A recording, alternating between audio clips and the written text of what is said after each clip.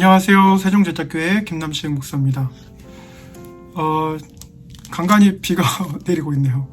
장마가 짧게 끝났다고 생각했는데 이제 어떨 때는 집중호우처럼 막 내리고 이래서 일주일 내내 좀 흐린 날씨가 이어지고 있습니다. 다행히 좀 시원해졌어요. 그래서 지난주까지만 해도 정말 많이 뜨겁더라고요. 이번 주간에 휴가 중이신 분들도 많을 텐데 모쪼록 오고 가시는 길에 안전 하시기를 기도하고 또 즐거운 가족과 함께 좋은 시간 보내시기를 예수님의 이름으로 축원합니다. 오늘은 이어서 그 요한복음 6장 말씀을 계속해서 묵상해 보고자 합니다. 요한복음 6장 6절에서 13절까지 같이 함께 보도록 하겠습니다.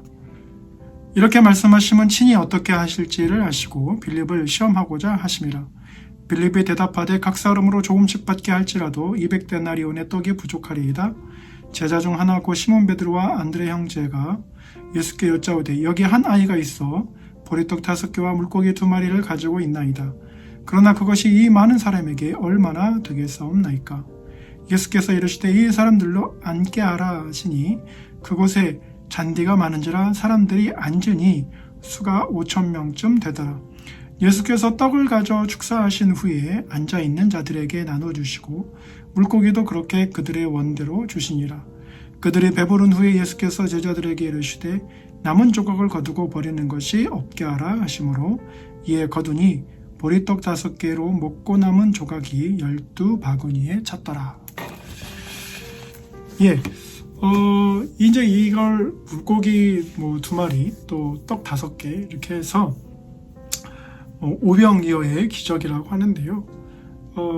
우리가 이제 그 공관 복음서라고 하죠. 마태, 마가, 누가 복음서하고 그리고 마지막에 쓰여진 이제 이 요한복음, 이제 마가복음이 맨 먼저 써졌고요. 근데 마지막에 쓰여진 이 요한복음에 나오는 오병이어, 그래서 보면은 이 사복음서에서 유일하게 공통적으로 이야기하고 있는 기적이 바로 이 오병이어 기적입니다. 그리고 이제 이 한글 성경에 뭐라고 이렇게 기록이 되어 있냐면, 원래 이제 떡이 아니라 빵이라고 말씀을 드렸는데 여기 성경에 뭐라고 되어 있냐면 아이가 있어, 9절에 여기 아이가 있어 뭐라고 표현했냐면 보리떡 5개 이렇게 나옵니다. 사실 그 빵은 이제 여러분 밀가루로 만듭니다. 근데 이제 보리로는 이제 잘 만들지 않죠. 사실 그 밀가루 말고 현미를 이용해서 빵을 만들면 빵이 좀 이렇게 부스러져요. 그래서 이제 이 밀가루가 이 우리 몸속에 들어간 탄수화물이기 때문에 우리 서양 사람들은 괜찮을지 몰라도 동양 사람들은 굉장히 이거를 이제 만약에 주식으로 삼게 되면 좀 힘듭니다.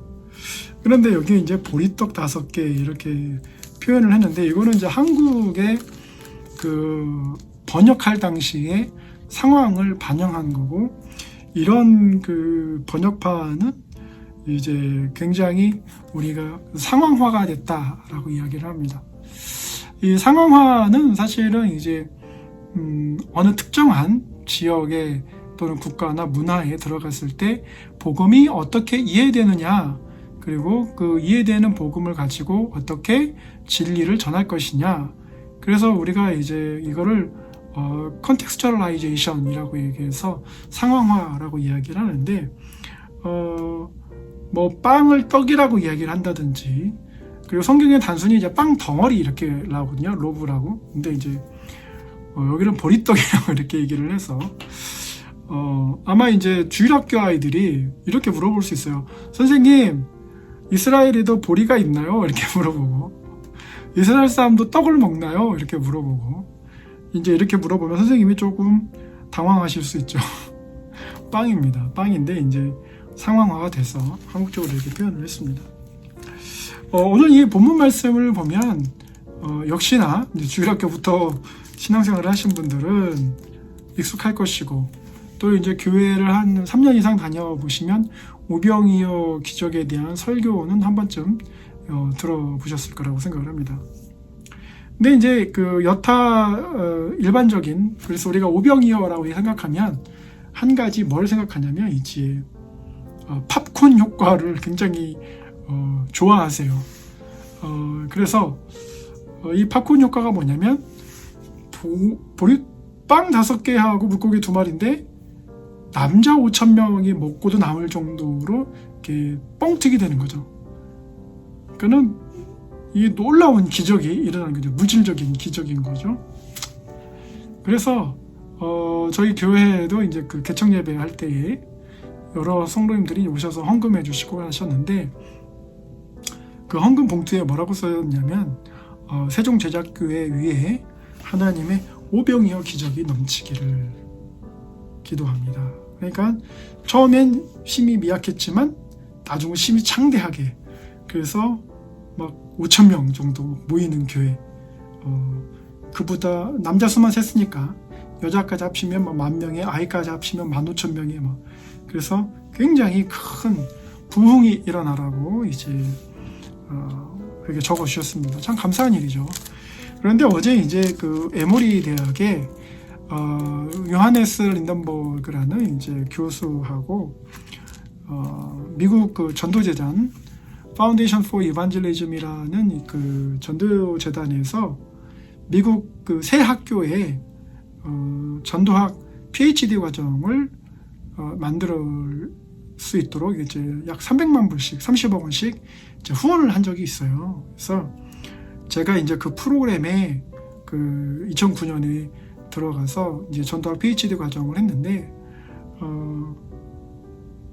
졸업하고 나서 어떻게 이 전도학 PhD 프로그램이 어떤 영향을 미치고 있고 어떤 열매를 맺고 있는지에 대한 이제 그 리서치를 하고 있는데, 거기에 대한 인터뷰를 했습니다. 거기서 전도의 정의를 한번 이렇게 물어보더라고요. 당신이 생각하는 전도의 정의는 뭐냐. 그래서 저희 교회는 이제 제자를 만드는 제자, 세종제자교회인데, 제자라는 말이 벌써 3번 들어가면 굉장히 강조를 많이 한 거죠. 즉, 전도라는 것은 이제 제자를 만드는 제자를 만드는 거다. 그래서 단순히 그 파이프라인식으로 단임 목사한테 집중하는 것이 아니고, 또는 이제 교회가 그 어떤 교회 프로그램을 나누어 주는 그러한 그 교회가 아니고, 또 입맛에 따라 취향에 따라 다닐 수 있는 그런 교회가 아니라 이제 그 플랫폼 처치라고 해서 만인 제사장론에 기초를 해서 성도들이 말씀을 배우고 그 말씀을 가지고 또 가르치는, 그래서 제자가 되어지고 제자를 만드는 이제 그러한 이제 증식하는 과정을 이제 전도라고 했는데, 오병이어 기적은 사실은 예수님께서 좀 더 깊이 들어가서 연구를 해보면 제자들한테 보여주신 것은 결과론적인 거예요. 12바구니가 남았지만 그 12바구니가 상징하는 것은 사실 이스라엘 12지파하고 그 모든 12지파가 새로운 이스라엘로 거듭나고, 그리고 이방인들도 유대인이 아닌 이방인들도 그러한 그 메시아가 주시는 은혜를 받아서 어떻게 된다? 새로운 이스라엘이 된다라는 의미가 내포되어 있습니다. 그런데 이제 그 어제 인터뷰를 하면서 한국 교회의 전도라고 했을 때 가장 큰 문제점은 어디에 포커스를 맞추냐? 숫자적인 성장에 포커스를 맞추고 있다. 근데 오병이어 보면은 그렇죠. 우리가 언뜻 보기에는 이제 숫자적인 성장을 보는데, 사실은 예수님께서 어디에 포커스를 맞추냐면 그 메인 플랜은 12명의 제자를 키워서 그 제자들로 하여금 리더들을 키우고, 그 리더들이 또 어떻게 합니까? 다른 다수의 믿지 않는 영혼들을 또 케어할 수 있는 이런 시스템인 거예요.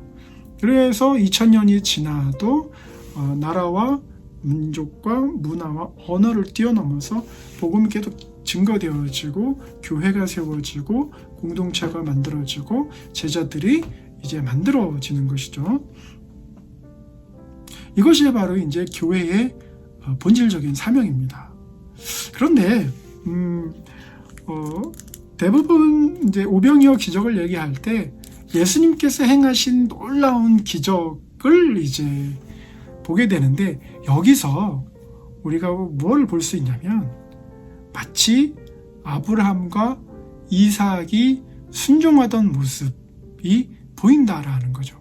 그게 무슨 말이에요? 이렇게 물어보신다면, 오늘 본 말씀을 보면 지금 지난 시간에 너희가 유토피아를 만들 수 있느냐, 모든 사람이 만족하고 모든 사람이 행복한 그런 유토피아를 만들 수 있느냐, 그래서 이제 빌립한테 물어보셨고, 빌립은 그것에 대해서 도저히 우리는 할 수 없다 이렇게 말씀을 하셨어요. 그런데 이제 그 예수님께서 뭐라고 말씀하시냐면, 기적을 일으키시기 전에 한 가지 조건을 내세우십니다. 어떤 조건이냐면 이르시되 이 사람들로 10절에 보면 뭐하라? 앉게 하라. 무조건 예수님께서 오병이어 기적을 일으키신 것이 아니고 첫 번째 조건이 뭐냐면 앉게 하라는 거예요. 자, 아브라함과 이삭의 그 모리아산에서 어떤 기적이 일어나냐면, 기적이 일어나기 전에 아브라함이 이삭을 어떻게 합니까? 묶습니다. 100세가 훨씬 넘은 노인이 이제 막 힘이 팔팔한 청소년을 묶어요. 근데 이삭이 모리아산 올라가기 전에 아브라함한테 물어봐요. 제사 드릴 양은 어디 있느냐? 그러니까 하나님께 예배하실 거라고 하는데, 아버지가 이렇게 자기를 묻거든요. 그러면 십중팔구 어떤 생각할 수 있어요? 아빠가 치매 걸렸구나. 아빠 이게 뭐 하는 짓이냐고. 그렇게 물어볼 수 있고, 그걸 안 물어본다면 그냥 아빠가 뭘 하나 보다 하면서 아버지를 신뢰해서 묶임을 당하고 나서 어떻게 합니까? 제단 위에 눕힙니다. 그리고는 어떻게 해요? 칼을 뽑죠. 근데 이삭이 어떻게 합니까? 아빠 나 살려주세요. 아빠 미쳤어요? 아빠 지금 뭐 하는 거예요? 그런데 이 아브라함은요, 가나안 땅에 맨 처음 들어왔을 때 어떻게 했냐면 동물들의 각을 떠서 번제를 드렸어요. 제단을 쌓았단 말입니다. 하나님께 예배를 드렸어요. 흠양하실 수 있도록. 그 말은 무슨 말이냐면, 아브라함이 번제를 드리기 위해서 각을 뜨는 것, 각 뼈와 살을 발라내서 이러한 그 토막 작업하는 거는 굉장히 능숙하다는 얘기예요. 그러니까 아들을 칼로 내려치려는 순간이 아브라함이 결코 헐리우드 액션을 한 것은 아니라는 거예요. 이삭을 죽일 뿐만 아니라 이삭을 각을 떠서 그 뼈는 뼈대로 살은 살대로 어떻게 처리해야 되는지를 잘 알고 있어요. 마치 연쇄살인마 유영철을 기억나게 하죠. 유영철이 자기가 살인해서 토막을 내고 오는데 가장 무서웠을 때가 아들한테 전화 왔을 때라고 그랬어요. 그런데 아브라함은 유영철보다 더 심각한, 어떻게 보면 범죄를 일으키려는 순간, 그가 칼을 들어서 정말 내려치려는 순간에 하나님께서 스탑하신 거예요. 그리고 나서 이제 순양을 주셨고, 그래서 이 아브라함이 그곳을 여호와 이레, 하나님이 공급하신다. 그러니까 지금 예수님께서 이 오병이어 기적을 베푸시는 것들 중에 하나가, 정말 진정한 유대인이라면 뭘 기억해야 돼요? 이 아브라함과 이삭의 사건이 벌어졌던 모리아산을 기억하고 여호와 이레를 기억해야 돼요. 근데 예수님께서 기적을 행하시기 전에 첫 번째 조건이 뭐냐면 앉게 하라는 거 있어요. 자, 여러분, 제자가 12명 있습니다. 남자면 5,000명이에요. 여자가 몇 명 있는지는 몰라요. 아이가 몇 명 있는지는 몰라요. 그런데 행정적으로 마이크도 없고 SNS도 없고 문자도 못 보내고 대형 스크린이 있어서 띄울 수도 없어요. 어떻게 해요? 앉게 하라 했습니다. 그러면 행정적으로 실무자들은 어떻게 합니까? 앉게 해야 되잖아요. 그러면 남자 5,000명 플러스 여자 5,000명 플러스 남자, 여자, 아이들까지 하면 5,000명이라고 한다면 약 15,000명의 사람을 12명이 어떻게 해요? 앉게 해야 되는 거예요. 그게 쉬운 일입니까? 자, 높은 곳에서 아래쪽으로 에코 현상을 가지고서 한다고 하더라도 여러분 앉으세요 그러면서 예수님께서 메가폰 주시면서 한 것도 아니고 마이크 주시면서 한 것도 아니고 생목이에요. 생목.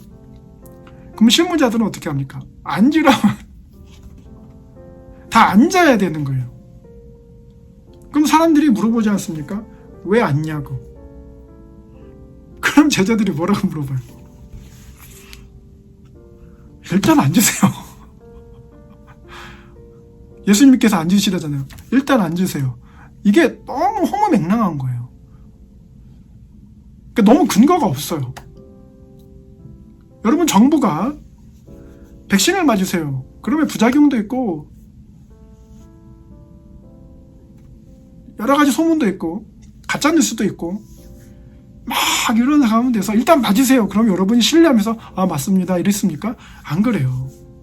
지금 SNS상에서는 막 데이터 대하면서 왜 백신을 맞지 말아야 되는지, 백신의 부작용이 뭔지, 코로나19 바이러스 자체에 대해서 감기보다 나은지 못한지 갑론을박이 막 일어나고 있어요. 왜냐면 사람의 생명이 달린 거죠. 근데 예수님께서 지금 앉으라고 얘기하시는 건 사람들이 허기가 지고 먹을 것이 있어야 되는 상황이에요. 굶주린 상황이라는 거죠. 근데 일단 먹어야 되는데 빵을 주면서, 자, 빵을 나눠주면서 한 접시씩 빵덩어리를 주면서 물고기를 주면서 자, 앉아서 드세요 하면 이건 말이 돼요. 근데 그 전에 뭐예요? 아무것도 안 주고 일단 앉으라고 그래요. 잔디에 앉으라고 그래요. 여러분, 이때 당시엔 모르겠습니다. 그러나 지금은 우리 한국적인 상황, 아까 초반에 말씀드린 상황화 말씀드렸는데, 한국 같은 경우에 잔디에 앉으라고 하면 이제 찐득이 부모들은 걱정해야 되고요. 또 뭐 쯔쯔가무시병이라든지 이런 것도 있으니까 걱정해야 되고. 근데 일단 앉으라는 거예요. 어떻게 합니까? 실무자들은 죽습니다. 죽어. 앉으세요. 앉으세요. 12명이고. 예수님께서 앉으라는 말 하나를 전파하는데 12제자들이 어떻게 해요? 땀을 뻘뻘 흘리면서 앉으라고 해야 되는 거예요. 그런데 놀라운 건 뭐냐면, 놀라운 건 히틀러의 홍보 담당을 했던 괴벨스는 세 부류를 나눕니다. 첫 번째, 급진적으로 따라오는 부류. 두 번째, 급진적으로 반대하는 부류. 나머지 세 번째, 이도 저도 없이 그냥 대세를 따르는 대중. 그러니까 누구를 선택하면 돼요? 급진적인 찬성론자인 제자들은 소수의 급진적인 반대론자만 설득을 하면 나머지 다수의 대중들은 어떻게 한다? 따라온다. 그러니까 어떤 일을 추진할 때에 어떤 급진적인 아이디어를 내면 급진적으로 반대하는 여론 세력이 있어요. 그 여론 세력을 잘 설득을 해야 돼요. 그러면 제자들은 실무자 입장에서 어때요? 그 급진적인 반대 세력들을 어떻게 설명하겠습니까? 예수님께서 지금까지 해오신 일들에 대해서 요한복음이니까 가나안 혼인잔치도 얘기했을 수 있어요. 저 같으면 그렇게 얘기를 하겠어요. 예수님께서 물로 포도주를 만드신 분이다. 지금 뭔가 하실 거니까 일단 앉아라. 근거가 있잖아요. 근데 자기도 모르게 어떻게 얘기합니까? 예수님께서 행하신 일, 예수님께서 보여주신 성품, 이런 것들을 어떻게 해요? 전하게 되는 거예요. 근데 성경 본문 말씀에 그 누구도 반대해서 일어서거나 떠난다거나 그런 말씀은 안 적혀 있습니다. 그런데 어떻게 합니까? 사람들이 어떻게 해요? 앉은지라. 사람들이 앉으니. 수가 5,000명쯤 되는. 자, 사람들이 센 거예요. 제자들이 몇 명이 되는지 세본 거예요. 자, 12명에서 5,000명 세는 거 쉽습니까? 쉽지 않어요. 자, 번호 대세요. 그러면 1번에서 5,000분까지 다 셀 수 있습니까? 군대에서 중대 빼고 소대 빼고 군대만 해도 자, 번호 시작하면 1번, 2번, 3번 부르지만 실수하는 사람이 있습니까? 없습니까? 있어요. 실무자들은 죽을 맛이에요. 그런데 센 거예요. 왜 여자들은 안 셌냐? 남존여비 사상이 있어서. 개수하지 않았어요. 5,000명쯤 세워 보니까 이제 기록을 한 거죠. 그러니까 요한은 이 당시를 생각하면 어떻습니까? 진땀 나는 거예요. 앉으라고 하고 설득해서 했는데 아무것도 없으면 어때요? 이제 거의 폭동이 일어날 수도 있고, 폭동은 아니더라도 온갖 욕은 다 먹을 수 있고. 근데 제자들이 예수님께서 하라는 대로 했습니다. 자, 이게 패턴이 똑같습니다. 아브라함이 하나님께서 시키신 대로 순종하는 것, 이삭도 순종하고, 가나안 혼인잔치에서 물을 부으라고 했을 때 하인들이 어떻게 해요? 물을 붓고.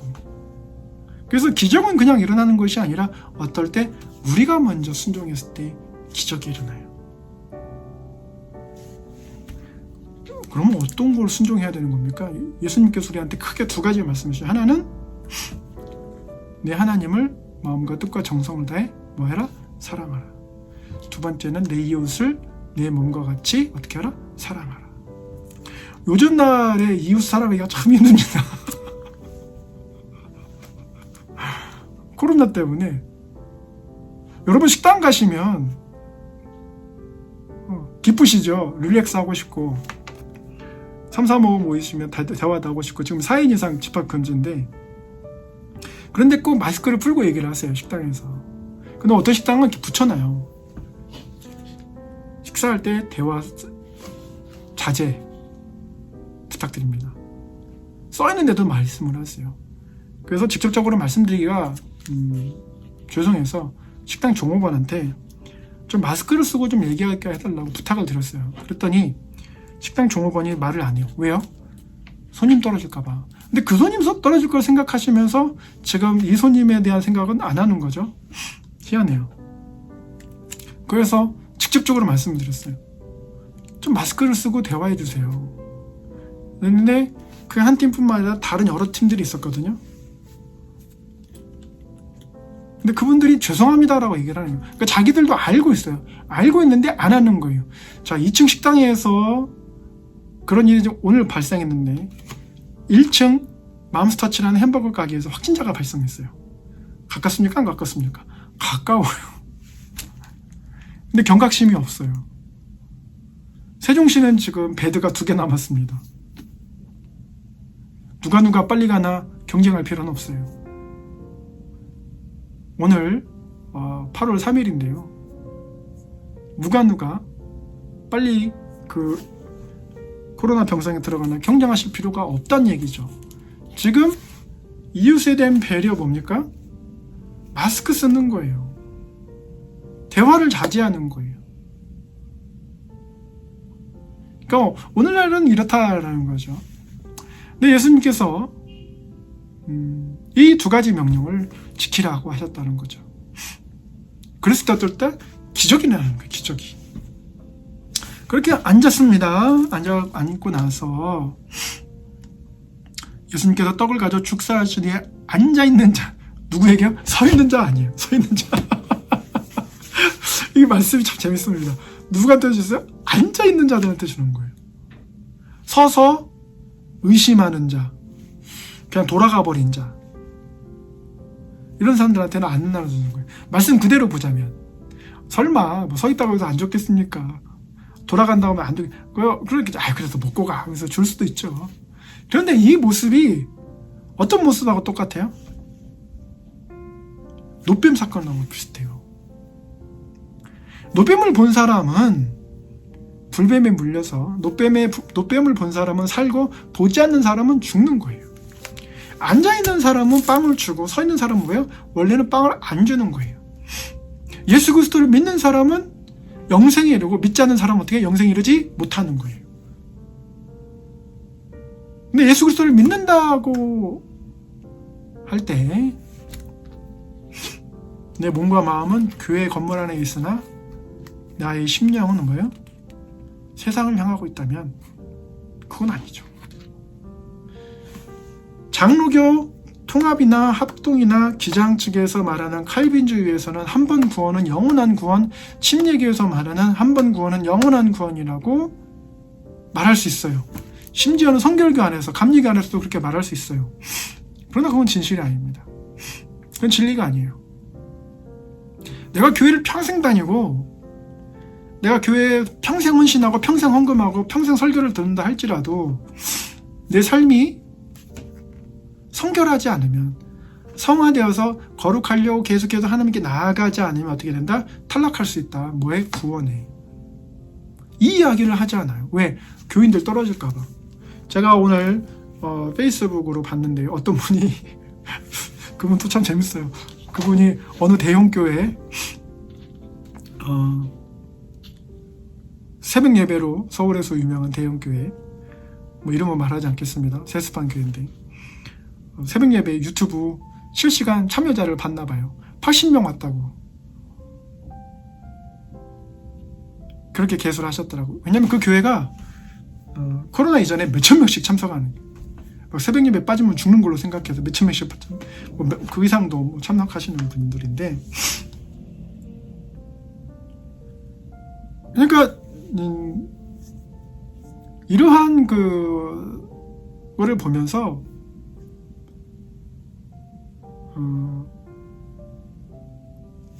하나님의 그 나라가, 하나님께서 말씀하신 하나님의 그 뜻을 알고 행하는 사람들이어야지, 그냥 어디 브랜드 이름의 교회에 다닌다, 거기에 장로다 권사다 뭐 이런 거 중요하지 않다라는 거죠. 죄송합니다. 충격을 드렸으면 죄송합니다. 그런데 많은 한국 교인들이 어느 교회에 교인으로 등록되어 있다고 해서 구원이 보장된다고 생각하는 것은 큰 오산이에요. 그래서 그 풀러 신학교의 김세윤 박사가 이제 구원 탈락서를 얘기해서 그분이 이제 총신 합동 측 출신인데 거의 그 성결교 얘기를 하셔서 제가 성결교에 오시라고. 왜냐면 웨슬리의 성화론에서는 물론 칼빈도 칭의와 성화를 얘기를 했습니다. 근데 웨슬리의 성화론에서 강조하는 바는 뭐냐면 구원 탈락이에요. 구원 탈락의 가능성입니다. 우리가 하나님을 믿는다고 하면서 세상으로 향해 달려가는 사람들은, 그래서 범죄하고 계속해서 회개하지 않고 그 죄에서 돌이키지 않고 그걸 계속 묵혀두고 있는 사람들은 어렵죠. 어렵습니다. 그러니까 속히 돌아오셔야 돼요.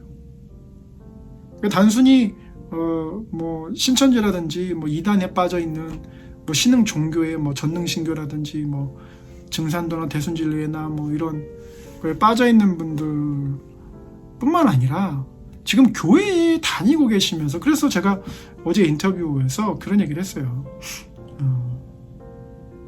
가장 큰 문제는 교회 안에 명목상 그리스도인이다.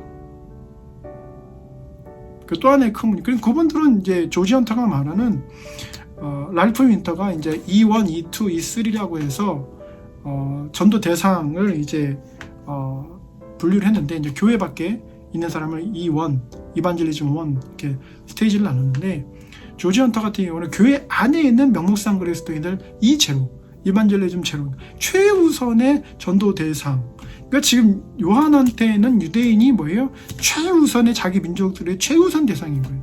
E0.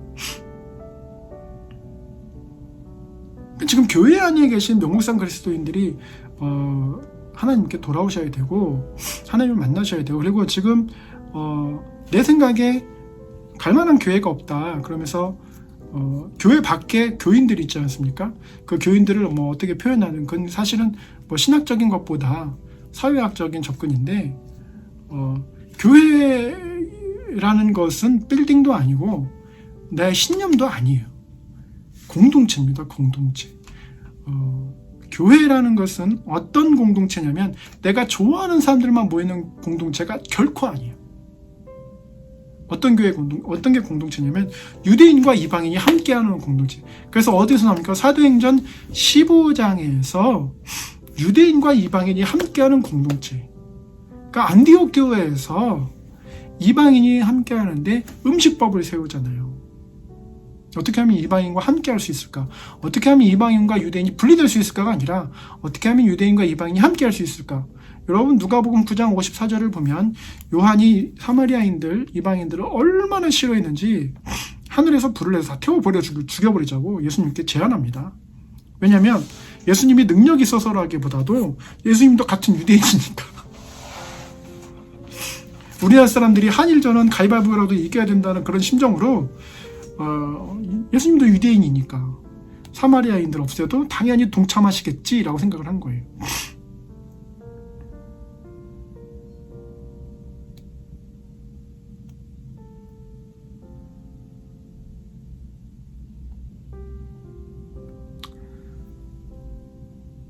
그러나 교회는 나중에 어떻게 됩니까? 유대인과 이방인이 함께하는 교회. 유대인과 이방인이 함께하면서 어떻게 해요? 같이 하나님 사랑하고 두 번째 가장 어려운 거 내 이웃을 내 몸과 같이 사랑하고